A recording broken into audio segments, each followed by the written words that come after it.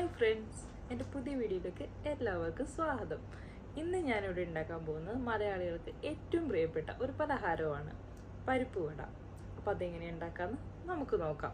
എൻ്റെ വീഡിയോ നിങ്ങൾ ആദ്യമായിട്ടാണ് കാണുന്നതെങ്കിൽ സബ്സ്ക്രൈബ് ചെയ്യാൻ മറക്കരുത് കേട്ടോ. അപ്പോൾ നമുക്ക് വീഡിയോയിലോട്ട് നേരിട്ട് പോകാം.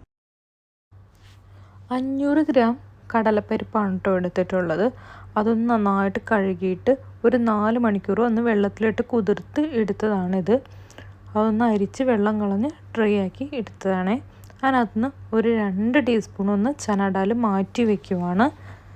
ബാക്കി നമുക്ക് ഒന്ന് അരച്ചെടുക്കാം. അരച്ചെന്ന് വെച്ചാൽ ഫുള്ളും അങ്ങ് അരഞ്ഞു പോകരുത്, ഒന്ന് ക്രഷ് ചെയ്ത് ഒന്ന് ചെറിയ ചെറിയ തരികളോടുകൂടി തന്നെ നമുക്ക് ക്രഷ് ചെയ്തെടുക്കുന്നതാണ് നല്ലത്. വെള്ളം ചേർക്കാതെ വേണം കേട്ടോ ഇതുപോലെ ഒന്ന് ഒതുക്കിയെടുക്കാൻ. ഭയങ്കരമായിട്ട് അരഞ്ഞു പോകേണ്ട ആവശ്യമില്ല. ഒത്തിരി തരികളൊക്കെ അവിടെ നിൽക്കുന്നത് നല്ലതാണ്.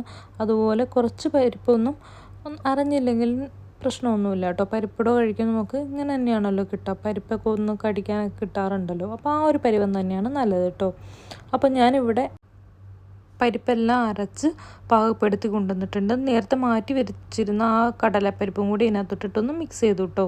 ഇനി ഞാൻ എടുത്തിരിക്കുന്ന ഒരു 10-15 ഉള്ളി അരിഞ്ഞതാണ്. അതും കൂടി ഇതിനകത്ത് ചേർത്ത് കൊടുക്കണം. ഒരു ഇഞ്ച് വലുപ്പത്തിലുള്ള ഇഞ്ചിയാണ് കേട്ടോ ഇത്. അതും ചെറുതായിട്ട് അരിഞ്ഞ ഇഞ്ചിയാണ്. അതും കൂടി ഒന്ന് ചേർത്ത് കൊടുക്കണം. ഇനി ലേശം പച്ചമുളക് വേണം. ഒരു 4 പച്ചമുളകാണ് കേട്ടോ ഞാനിവിടെ എടുത്തിരിക്കുന്നത്. നിങ്ങൾക്ക് എരിവ് കൂടുതൽ വേണമെങ്കിൽ പച്ചമുളകിൻ്റെ എണ്ണം കൂട്ടിയാൽ മതി. ഞാനിവിടെ 4 എടുത്തിട്ടുള്ളൂ. ഇനി കറിവേപ്പില അരിഞ്ഞത് വേണം. അത് ഒരു തണ്ട് കറിവേപ്പില നിങ്ങൾക്ക് വേണമെങ്കിൽ അരിഞ്ഞെടുക്കാം. ഞാനിവിടെ അരിഞ്ഞിട്ടൊന്നുമില്ല, അങ്ങനെ തന്നെ അങ്ങ് ഇടുകയാണ് ചെയ്തത്. ഇനി വറ്റൽ മുളക് ഒരു 2 കൂടി കീറി ഇതിനകത്തേക്ക് ഇട്ട് കൊടുക്കണം. ഇനി ഇതെല്ലാം കൂടെ നമുക്കൊന്ന് കൂട്ടിക്കുഴച്ച് എടുക്കാം കേട്ടോ. നന്നായിട്ട് മിക്സ് ചെയ്തെടുക്കണം. കൈവച്ച് തന്നെ നമ്മൾ കുഴച്ചെടുക്കുന്നതാണ് നല്ലത്. അപ്പോൾ നന്നായിട്ട് ഇതെല്ലാം ഒന്ന് മിക്സായി കിട്ടും. നന്നായി കുഴച്ച് കൊടുക്കുക. അതിൻ്റെ കൂടെ ഞാൻ കുറച്ച് ഉപ്പ് ചേർത്ത് കൊടുക്കുന്നുണ്ട് കേട്ടോ. ആവശ്യത്തിന് ഉപ്പ് മാത്രമേ ചേർത്ത് കൊടുക്കാവുള്ളൂ, കൂടാൻ പാടില്ല. എന്നിട്ട് നന്നായിട്ടൊന്ന് ഞെരടി കുഴച്ചെടുക്കുക. ഇനിയിപ്പോൾ ഉപ്പ് കുറവുണ്ടെങ്കിൽ ലേശം കൂടി ഇട്ട് കൊടുക്കുക. ഉപ്പിൻ്റെ കാര്യത്തിൽ നിങ്ങൾക്ക് ഡൗട്ട് തോന്നുവാണെങ്കിൽ കുറച്ചെടുത്തൊന്ന് തിന്ന് നോക്കുക. അതല്ലെങ്കിൽ ഒരു വട ഉണ്ടാക്കി നോക്കിയാൽ മതി കേട്ടോ. അപ്പോൾ നമുക്ക് ഉപ്പ് കറക്റ്റാണോ എന്നൊക്കെ നമുക്ക് നോക്കാം. ഇനി ഒരു 15 മിനിറ്റ് റെസ്റ്റിന് വെച്ചതിന് ശേഷം നമുക്ക് ഷേപ്പ് ചെയ്തെടുക്കാം. ഇതുപോലെയാണ് കേട്ടോ. ഒന്ന് കയ്യിൽ വട്ടത്തിലൊന്ന് ഉരുട്ടി എടുത്തതിന് ശേഷം കയ്യിലൊന്ന് വെച്ചിട്ട് ഇതുപോലെ നമ്മുടെ വിരൽ ഉപയോഗിച്ചിട്ടല്ല, നമ്മൾ കൈപ്പത്തി ഉണ്ടല്ലോ അവിടെ വെച്ചിട്ടൊന്ന് പ്രസ് ചെയ്ത് കൊടുത്താൽ മതി. അപ്പോൾ നമുക്ക് പരിപ്പുവടയുടെ വലിപ്പത്തിൽ കിട്ടും. ഇനി ഒരു പാൻ അടുപ്പത്ത് വെച്ചിട്ട് ഞാനൊന്ന് ചൂടാക്കാൻ വെച്ചിട്ടുണ്ടായിരുന്നു. അതിനകത്തേക്ക് ഓയിലാണ് ഞാൻ ചേർത്ത് കൊടുത്തത്. ആവശ്യത്തിന് ഓയിലൊന്ന് ചേർത്ത് കൊടുത്ത് അതൊന്ന് ചൂടായതിന് ശേഷം നമുക്ക് വട ഇട്ട് കൊടുക്കാം കേട്ടോ.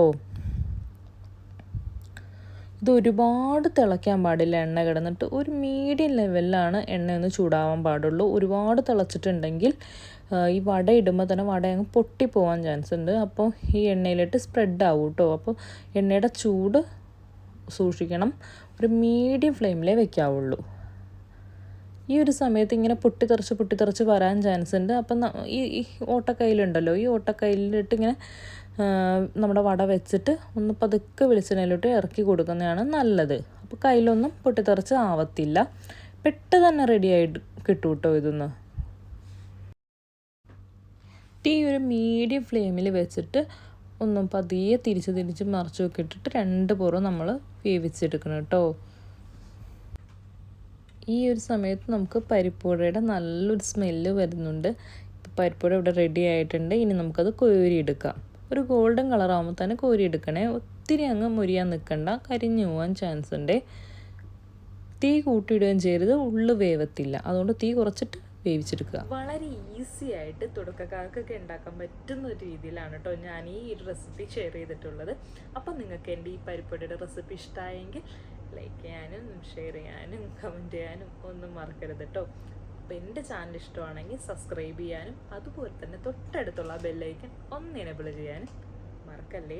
അപ്പോൾ പുതിയൊരു വീഡിയോ ആയിട്ട് വരുന്നവരെ